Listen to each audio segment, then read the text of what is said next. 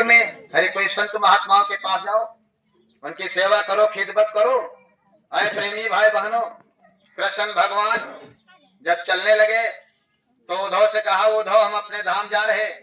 उद्धव ने कहा, सरकार ये कैसे हो सकता, बचपन से आपके साथ खेले खाए रहे, लड़कपन जवानी बुढ़ापा आ गया, अब सरकार हमको छोड़ करके आप अपने धाम जा रहे हो, हम भी आपके धाम चलेंगे। कृष्ण भगवान ने स्पष्ट कह दिया, उद्धव मेरे धाम जाने के लिए योग करना पड़ता है, योग। आए प्रेमी भाई बहनों, स्वयं कृष्ण भगवान ने उद्धव से कहा, परम मित्र थे, मेरे धाम जाने के लिए योग करना पड़ेगा। कहा, सरकार हमको तुमने बताया नहीं, कहा तुमने पूछा नहीं, अब बुढ़ापा में बताया जाओ, योग कैसे करोगे? बद्री आश्रम चले जाओ, वहां महात्मा मिलेंगे, संत मिलेंगे, उनकी सेवा करना, खिदमत करना, महात्मा प्रसन्न हो जाते हैं। संत हृदय नो नीच समाना, संतों का हृदय मक्खन जैसा नरम मुलायम होता, दया के सागर हैं। अब पूछेंगे क्या चाहिए आपको, कह देना सरकार हम कन्हैया के धाम जाना चाहते हैं, कृष्ण के धाम जाना चाहते हैं, तब वो आपको नाम दान दे देंगे, नाम देंगे। और जब नाम मिल जाएगा तो नाम की डोरी पर बैठ करके ही दुनिया संसार के प्रेमी इस धरा धाम पर आए थे, नाम की डोरी पर बैठ करके ही प्रेमी भाई बहनों अपने परम धाम को जाओगे आप। तो जब दूसरा कोई रास्ता है ही नहीं, अब आप संगत में आ गए, गुरु कर लिया। जरा गुरु महाराज के वचन वाणियों को आप समझें। हर आदमी आता है, हर प्रेमी आता है, और वक्ता भी आकर के बोलते हैं। पहली बात कहते हैं कि श्लोक बोलते हैं, बस एक ही बात पर हम अमल करेंगे, और एक ही शब्द से अगर हमारा परमार्थ न बन जाए, लेकिन बस ये है कि महात्माओं की बात पर तो अमल करना पड़ता है। कहते हैं ध्यान मूलम गुरु मूर्ति, अगर इस दुनिया संसार में किसी का ध्यान करना है तो गुरु के स्वरूप का करो।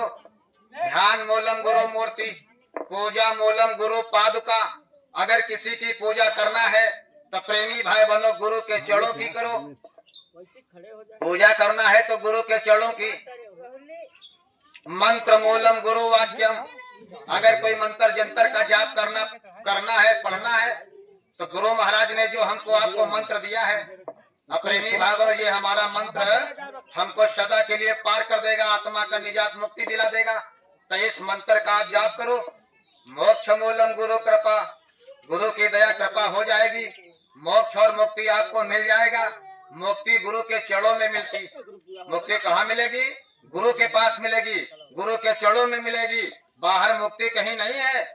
प्रेमियों संत महात्मा कहते हैं, अरे मुक्ति पाना चाहो जगत में, भक्ति कैलो भाई, और बिन भक्ति 84 में जई हो, कोटिन करो उपाय, देहिया मानुष के ना पै हो, जय हो यमपुर नागरी, मनि हो नाय जोइन के बतिया, जय हो यमपुर नगरी। तो अगर भक्ति करना है तो गुरु के चरणों की करो। ये दया के सागर हैं, कृपा के समुद्र हैं, और प्रेमी भाई बहनों ये दया कृपा करके और हमारी आत्मा का कल्याण करा देंगे। इसीलिए तो आए हैं, हम आए वही देश से, भाई जहाँ तुम्हारो धाम और तुमको घर पहुँचावनो, बस एक हमारो काम। बाबा जय गुरुदेव जी महाराज कोई दूसरे मिशन से यहाँ नहीं आए, भोली हुई, भरमी हुई, भटकी हुई जीवात्माओं को पार करने के लिए, अपने अनामी धाम को ले जाने के लिए बाबा जय गुरुदेव जी महाराज इस धरा धाम पर आए और कहा हम सबको ले चलेंगे। प्रेमी भाई बहनों ले चलने के लिए आए। इन भव सागर मोर उजारा, ले जाए जियो पुरुष दरबारा। काल भगवान भी बौखला गए, सारा भव सागर उजार देंगे, लेकिन गुरु महाराज ने कहा था, इस सारे काल भगवान ने कहा सारे जीवों को फंसा दिया है काल और भ्रम के जाल में, सबका कर्म कर्जा उतार दोगे सरकार, तो मैं किसी जीव को नहीं रोकूंगा। हम सिर पग हो वही पारा, मैं उसके आगे नतमस्तक हो जाऊंगा, मेरे सर पर पैर रख करके सतलोक जाएगा। गुरु महाराज ने कहा एक एक कर्म कर्जा उतार देगा, सबका उतरवा देंगे। यही समझ लीजिएगा बात प्रेमी भाई बहनों, बड़ी मूल बात है, ये हमारा आपका कर्म कर्जा ही है। प्रेमी भाई बहनों जौनपुर की धरती पर इतना बड़ा कार्यक्रम पूज्य हुजूर महाराज जी कर रहे, अब अवसर आपको दे दिया गया, चलो भाई अपना भंडारा लेकर के आओ। अब हम लोग अपना पैसा रुपया भंडारा गल्ला पानी आटा दाल चावल लेकर जाएंगे, खून पसीने की मेहनत का कमाया हुआ गुरु महाराज के वहाँ लंगर भंडारे में चलाएंगे। अब प्रेमी भाई बहनों वहाँ पर वही खाएगा जिसका हमारा कर्जा जौनपुर की धरती पे है। ये रहस्य रघुनाथ कर बेग न जाने कोई। ये तो पूज्य हजूर महाराज जी जानते हैं। हम समझ पाएंगे इनकी बात को, हम इनकी महिमा को जान पाएंगे। प्रेमी भाई बहन, हम ऐसे महात्माओं के चमत्कार को समझ पाएंगे। बड़े बड़े लोग नहीं समझ पाए, हम आप क्या समझेंगे। इसलिए गुरु जो कहे करो तुम सोई, बस उतना ही करना है हमको आपको जितना गुरु हमको आदेश देते हैं। बगैर गुरु के आदेश कोई काम नहीं। माँ पिता और गुरु की बानी, बिना ही विचार करो सो बजानी। माता पिता गुरु का आदेश हो जाए तत्पर तैयार हो जाए, उसमें संख्या की जरूरत नहीं है और शंका की जरूरत नहीं है। हुजूर महाराज जी ने आदेश किया है, सब लोग अपना अपना सेवा लेकर के चलो। दाने दाने पर लिखा है खाने वाले का नाम, भाई दाने दाने पर है खाने वाले का नाम। इसलिए जो कर्म करिया हमारा आपका है वो पूज्य हुजूर महाराज जी हमारा सब कटवा देंगे, कट जाएगा। और जब हम कर्म कर्जा से मुक्त हो जाएंगे तो प्रेमी भाई बहनों पार हो जाएंगे।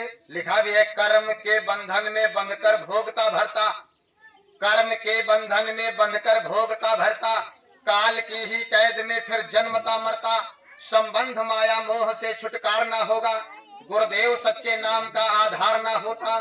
मेरे किए गर पातकों पर ध्यान जो देते, तो पापी की पतवार को गुरु हाथ न लेते। मैं डूबता मझधार बेड़ा पार न होता। अगर गुरु महाराज न मिल गए होते, यही नरक 84 के फिर में नैया डगमगा रही थी। प्रेमी भाई बूढ़ जाते, डूब जाते। था कोई उबारने वाला, था कोई बचाने वाला, लेकिन ऐसे पूज्य हुजूर महाराज गुरु जी महाराज आकर के हमारी नैया को पतवार बन करके। लेकिन अब हम आप समझेंगे कैसे, जरा थोड़ा मोड़ जाइए इधर।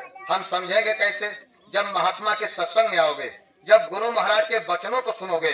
अगर कहते सठ सुधरे सत्संगत पाए, अधर्मी कुकर्मी अत्याचारी शराबी मांसाहारी। प्रेमी भाई जब गुरु के वचनों को सुनेगा आकर के बैठ करके, तब उसकी समझ में आएगा ये अंडा खाना खराब है, मांस खाना खराब है, मछली खाना खराब है। ये अंडा मछली बड़ी खराब चीज है। ये अंडा कहाँ से बनता है, कैसे बनता है। ये अंडा नर पक्षी का पेशाब, मादा पक्षी का मासिक धर्म, इतनी गलीज गंदी वस्तु है, इसको नहीं खाना चाहिए। लेकिन जब संतों के सत्संग में आओगे, ऐसे प्रेमी भाई बहनों 3 नशेड़ी आ रहे थे रास्ते में, 3 नशेड़ी चले आ रहे थे। अब महात्मा तो इधर सत्संग बोल रहे, तो महात्मा ने सोचा अगर ये तीनों आकर के मेरे सत्संग में बैठ जाएं, तो चलो हम इनको ऐसा सत्संग बताएंगे, ऐसे सत्संग के वचन बोलेंगे, इनका नशा छूट जाएगा, परमार्थ का रास्ता मिल जाएगा, मानव शरीर पाना सार्थक हो जाएगा। लेकिन ए प्रेमी भाई बहनों, जैसे महात्मा का सत्संग तीनों नशेड़ी सुनते हैं, प्रेमी भाई बहनों दूर से ही कहा भाई सत्संग ये तो महात्माओं का सत्संग है, इधर उधर का भटकाते हैं, किसी धर्म की बात उधर की बात। चलो सत्संग में क्या सुनेंगे भाई, हम सत्संग नहीं सुनते हैं, चलो निकल चलते हैं। अब तीनों सत्संग की तरफ आने से मुड़ गए उधर। जब मुड़ गए तो महात्मा ने सोचा हम तो इन पर दया करना चाहते थे, हम इनके अंदर की गुनाहों को, इनके अंदर के कुकर्मों को खत्म करना चाहते थे। लेकिन जब ये सत्संग में आएंगे नहीं, मेरी बात सुनेंगे, समझेंगे नहीं, तो हम इनके अंदर के अवगुण कैसे खत्म करेंगे। तो महात्मा ने तुरंत अपने शब्द को मोड़ दिया। महात्मा ने कहा अरे भाई बीड़ी पीना ठीक होता है, बीड़ी पीना ठीक होता, गांजा पीना ठीक होता, चलो कभी कभी पी लिया करो एक आधा बीड़ी सुबह सुबह। अब प्रेमी भाई तो बीड़ी पीने वाला रुक गया। अरे कहने लगा गुरुजी महाराज ये सत्संग सुना रहे तो चलो बढ़िया बात बता रहे, मेरी बात कर रहे, कहते बीड़ी पीना ठीक होता है। अब वो सत्संग के प्रेमी रुक गया। तब शराबी ने कहा, शराब पीने वाले ने कहा चलो भाई गुरु महाराज तुम्हारे लिए कहे हैं, कुछ मेरे लिए तो नहीं कहे हैं, आप जाइए सत्संग में। तब तक गुरु महाराज ने, महात्मा ने फिर बोल दिए अरे भाई शराब पीना ठीक होता है, यदा कदा कभी एक दिन से होली होली में पी लेना चाहिए। अब शराबी की बात में ये बात आई कि महात्मा तो बढ़िया बोल रहे हैं, मेरे लिए कह रहे हैं शराब पीना ठीक होता है, ऐसा किसी ने नहीं बताया। चलो हम भी थोड़ा सत्संग में चलते हैं, महात्मा के वचनों को सुनते हैं। तो जुआरी कहने लगा तुम दोनों लोग जाओ, मेरे लिए महात्मा कुछ नहीं कहे हैं। तब तीसरी शब्द में महात्मा बोले अरे भाई जुआ खेलना ठीक होता है, रोज नहीं खेलना चाहिए, दीपावली वगैरह में कोई पर्व त्योहार में खेल लेना चाहिए। तब जुआरी ने कहा भाई हम तीनों मिलकर चलेंगे, महात्मा तो बहुत अच्छा बात कह रहे हैं, महात्मा बड़ी बढ़िया सत्संग सुना रहे हैं, ऐसा सत्संग तो किसी महात्मा के मुंह से हमने सुना नहीं, महात्मा बहुत बढ़िया बोल रहे हैं, चलो हम तीनों मिलकर सत्संग सुनते हैं। प्रेमी भाई बहनों, महात्माओं में ये युक्तियां होती है, महात्माओं में ये पावर होते हैं, महात्मा अपनी तरफ खींच लेते हैं। अब देखो शराबी जुआरी सब आ गए और सत्संग में आकर के बैठ गए, अब आराम से सत्संग सुन रहे, सत्संग हो रहा। प्रेमी भाई बहनों, जब सत्संग हो रहा है, सत्संग में बैठ करके तीनों ने सीढ़ी बड़े कायदे से सत्संग सुन रहे, तो बाबा जी सत्संग सुनाते सुनाते बीच बीच में कहा अरे भाई, हमने कहा था बीड़ी पीना ठीक होता है, गांजा बीड़ी पीना ठीक होता है, यदा कदा सुबह सुबह पी लेना चाहिए। लेकिन बीड़ी पीना क्या ठीक होता है? बीड़ी पीने वाले को कभी कुत्ता नहीं काटता है। तब बीड़ी पीने वाला कहा, वाह, आए तो आज पहली बार मुझे महात्मा के मुंह से सत्संग सुना है, कितना बढ़िया बोल रहे। थोड़ा सत्संग और बढ़ाए, आधा घंटा और बोले। उसके बाद फिर महात्मा ने दोहराया, मैंने कहा था शराब पीना ठीक होता है, लेकिन भाई शराब पीने से क्या ठीक होता है ये हम आपको बताना चाहते हैं। यहाँ शराब पीने वाले को कभी बुढ़ापा नहीं आता है। तो शराब पीने वाला कहा, वाह, आज कितना मजा आ रहा सत्संग में, महात्मा हमारे ही हित की बात कर रहे हैं। चलो शराब पीना तो महात्मा ठीक, आज तक किसी ने नहीं कहा शराब पीना ठीक होता। प्रेमी भाई दोनों, महात्मा थोड़ा और आधा घंटा सत्संग बढ़ाए। फिर सत्संग सुनाते सुनाते बीच बीच में कह देते। फिर महात्मा ने कहा, अरे भाई, मैंने कहा था जुआ खेलना ठीक होता, लेकिन जुआ खेलना क्यों ठीक होता है? जुआ खेलने वाले को के घर में कभी चोरी नहीं होती है, कभी डाका नहीं पड़ता है। प्रेमी भाई बहनों, ये बात जब महात्मा सुनाए, जब महात्मा ये बात सुनाए का भाई जुआ खेलने वाले को चोरी नहीं होती, घर में डाका नहीं पड़ता है, जुआरी बड़ा प्रसन्न हो गया। प्रेमी भाई बहनों प्रसन्न होकर के और बैठ गया। महात्मा का सत्संग बड़े प्रेम से सुनता रहा। सत्संग का समापन हो गया। प्रेमी भाई बहनों प्रसाद बटा। प्रसाद बटने के बाद सब लोग चले गए, लेकिन तीनों नशेड़ी वहां से उठे और दौड़ करके आए और मंच के पास महात्मा के कदमों में गिर गए। अरे कहा, बाबा, आज तो बहुत अच्छा सत्संग आपने सुनाया, मैं तो आपके सत्संग सुनना नहीं चाहते थे, लेकिन पता नहीं मेरे ऊपर कैसी दया मालिक ने कर दिया, तो हम सत्संग में आ गए और हमें लगता है आपने पूरा सत्संग आज हमारे ऊपर बोल दिया, तीनों पर। तो बाबा ने कहा, हम तो केवल सत्संग बोलते हैं, हम जीवों के लिए सत्संग बोलते हैं, ये आध्यात्मिक सत्संग होता, किसी के ऊपर नहीं बोलते हैं, ये शब्द होता सत्संग का। प्रेमी भाई बहनों, लेकिन शराबियों ने कहा, नशेड़ियों ने कहा, सरकार हमें लगा कि आप हमारे पर सत्संग बोले हैं, तो थोड़ा शंका हो गई। गुरु महाराज, महात्मा जी, थोड़ा हमको शंका हो गई है। तो महात्मा ने कहा, शंका? अरे भैया, शंका खराब होती है, शंका से घर परिवार में झगड़ा होता है, भाई भाई में झगड़ा होता है, पति पत्नी में झगड़ा हो जाता है, शंका मत करो, जो शंका है हमारे सामने कहो। तो तीनों नशेड़ियों ने कहा, सरकार, आपने सत्संग सुनाते हुए कहा था बीड़ी गांजा पीने वाले को कभी कुत्ता नहीं काटता है, तो सरकार इसका मतलब क्या है, हमें बताओगे संक्षेप में? बाबा जी ने कहा, अरे इसमें बताने को क्या है, अरे ये तो बिल्कुल सीधी बात है। जब बीड़ी पिएगा, बचपन से आदमी बीड़ी पिएगा, गांजा पिएगा, धीरे धीरे बीड़ी गांजा पीते रहोगे तो आपके फेफड़ा में, प्रेमी भाई, धुआं जाएगा, फेफड़ा आपका खराब होने लगेगा, फेफड़े का बल खत्म हो जाएगा, तब आदमी अपने पैर के बल नहीं खड़ा हो पाएगा। जब पैर के बल नहीं खड़ा हो पाएगा तो सीधे वो जवानी में लाठी ले लेगा, लाठी के सहारे जब चलेगा तो भैया आप ही बताइए, जिसके हाथ में हमेशा लाठी डंडा रहेगा, क्या उसको कुत्ता काटेगा? प्रेमी भाई बहनों, महात्मा के बात से, महात्मा के शब्द से चकाचौंध हो गया और कहा, बाबा जी, सर झुका के बात तो बड़ी अच्छी बता रहे हैं आप, अच्छा ठीक है, लेकिन शराब पीने वाले को आपने कहा था कभी बुढ़ापा नहीं आता है, तो सरकार इसका मतलब क्या है? तो बाबा ने कहा, इसका मतलब भी भैया साफ है। देखिए, बचपन से लोग शराब पीने की आदत पड़ती है, शराब पीना शुरू करते हैं, कच्ची पच्ची इंग्लिश अंग्रेजी पीते हैं। प्रेमी भाई बहनों, शराब पीने वाले को गुर्दा खराब हो जाता है, जवानी अवस्था आएगी, जवानी में ही गुर्दा खराब हो जाएगा। प्रेमी भाई बहनों, महात्मा कहते हैं, बच्चा आप ही बताइए, जिसका किडनी खराब तो सब खराब, जब किडनी खराब हो जाएगा तो सब कुछ खराब, किडनी फेल तो सब फेल। ए भैया, जब आदमी जवानी में मर जाएगा तो बोलो उसको बुढ़ापा कैसे आएगा?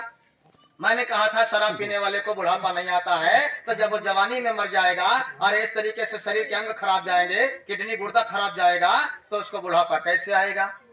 प्रेमी भाई बहनों, तीसरा धीमी स्वर में कहा, सरकार, जुआ खेलने वाले के घर में कभी चोरी डाका नहीं होता है, ये भी आपने कहा था। तो महात्मा ने कहा, ये भी सीधी बात है। अब भाई जुआरी के हाथ, जुआरी जो होता है, जुआरी की लत खराब होती है, बचपन से जुआ खेलने लगे। प्रेमी भाई बहनों, आपके पास जितना धन है तो जुआ खेल दिए, उसके बाद जितना बैंक में बैलेंस जमा है उसको निकाल करके जुआ खेल दिया, उसके बाद जब आपके पास पैसा नहीं बचा तो बेचारी घर की स्त्री गृहिणी होती, लक्ष्मी होती है, और उसका गहना गहना सब बेच दिया, स्त्री का सारा गहना बेच दिया और सब बेच करके जुआ खेल गए। अब इसकी स्त्री के पास कुछ नहीं बचा। उसके बाद तुम्हारी जरिया जमीन है, अब जरिया जमीन पर आपने नंबर रख दिया, फिर जरिया जमीन बेचना शुरू कर दिया। जब सारी जरिया जमीन भी बेच डाले तो जुआ की लत बड़ी खराब होती है बच्चा।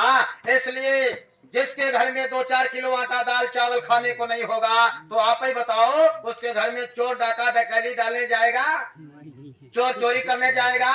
जिसके घर में 2-4 किलो आटा दाल चावल नहीं होगा, उसके घर में चोर चोरी करेगा? प्रेमी भाई बहनों, तीनों नशेड़ी महात्मा के कदमों में गिर जाते हैं, पैर पकड़ लेते हैं और कहा सरकार बड़ी भाग्य मानुष तन पावा। ये तो मैंने रामायण में सुना था, बड़ी भाग्य मानुष तन पावा। असुर दुर्लभ, देवताओं को दुर्लभ ये शरीर है, और सरकार आपको हमको मिल गया है, लेकिन हम जान नहीं पाए, हमें कोई बताने वाला नहीं मिला, हमें कोई समझाने वाला नहीं मिला। इसलिए सरकार हम तो सोचते थे सब खाने के लिए ही बना है, और हम मांस मछली अंडा शराब गांजा भांग सब पीने खाने लगे। लेकिन सरकार आज ये अमूल्य सोने जैसा कीमती सुंदर शरीर आपके सत्संग के द्वारा हमारे ऊपर प्रभाव डाल दिया। इसलिए आज के बाद हम कोई शराब नहीं पिएंगे, कोई नशा नहीं करेंगे, जुआ वगैरह कुछ नहीं खेलेंगे। सरकार आज से हम एक मानव इंसान बन करके जिएंगे, भजन और भक्ति करेंगे। तो प्रेमी भाई बहनों विचार करिएगा, आप जितने लोग सुधरे हैं वो सब महात्मा के शब्द से सुधरे, महात्मा के बात से सुधरे। लाठी डंडा की चोट तो ठीक होती, लेकिन महात्मा की चोट, शब्द की चोट प्रेमी भाई बहनों हमारे आपके अंदर के विकारों को खत्म कर देती है। वाल्मीकि शब्द की चोट से सुधर गए प्रेमी भाई बहनों, बड़े बड़े लोग, बड़े बड़े महात्मा प्रेमी भाई बहनों शब्द की चोट से सुधर गए। इसलिए प्रेमी भाई बहनों, मनुष्य शरीर मिला है बड़ा अनमोल है। परम संत बाबा जय गुरुदेव जी महाराज ने हमको आपको आध्यात्मिक ज्ञान के लिए और ये दुनिया संसार बाहरी की पूजाओं प्रतिष्ठाओं से निकल